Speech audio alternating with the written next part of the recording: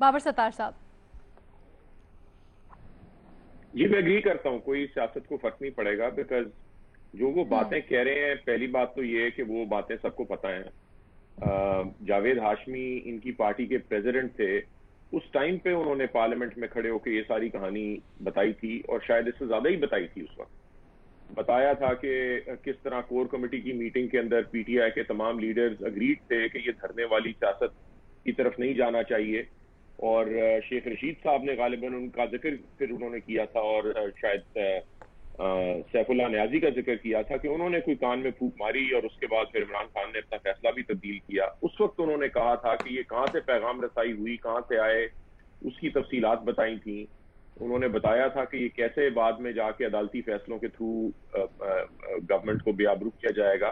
ये बहुत सारी बातें उस वक्त की गई थी। तो देखना तो यही होगा कि क्या शेख साहब ने कोई नई उस चीज में इजाफा किया है या नहीं किया। देखिए, हम एक ऐसी जगह पे मौजूद हैं अब जहां पे इस गवर्नमेंट के अपने हामी, इनके प्रोमोटर्स, इनके अपोलोजिस्ट कह रहे हैं कि ये हाइब्रिड गवर्नमेंट है। एक ऐसे मुल्क में जहां पे आप हाइब्रिड गवर्नमेंट का ना सिर्फ दिफा करें, बस उसे प्रमोट कर सकें, और मेन टीवी चैनल्स के ऊपर प्रमोट कर सकें, एक ऐसी चीज को जो कि डेमोक्रेसी के कॉन्सेप्ट के खिलाफ है, जो रूल ऑफ लॉ के कॉन्सेप्ट के खिलाफ है, जो कॉन्स्टिट्यूशनलिज्म के कॉन्सेप्ट के खिलाफ है, आप उसे ओपनली डिफेंड और प्रमोट कर सकें, तो उस मुल्क में आपको ये बात समझ आती है। थोड़ी सी मुख्तलिफ बात करते हुए जो हसन साहब ने की है कि उस मुल्क के बहुत सारे लोगों की कोई अफिलिएशन नहीं है इन कॉन्सेप्ट्स के साथ कि रूल ऑफ लॉ क्या होता है, कॉन्स्टिट्यूशनलिज्म क्या होता है, जमहूरियत क्या होती है, और उसके डिफेंस के लिए एक असूल के ऊपर आप किन चीजों को सपोर्ट करेंगे और किन चीजों को सपोर्ट नहीं करेंगे।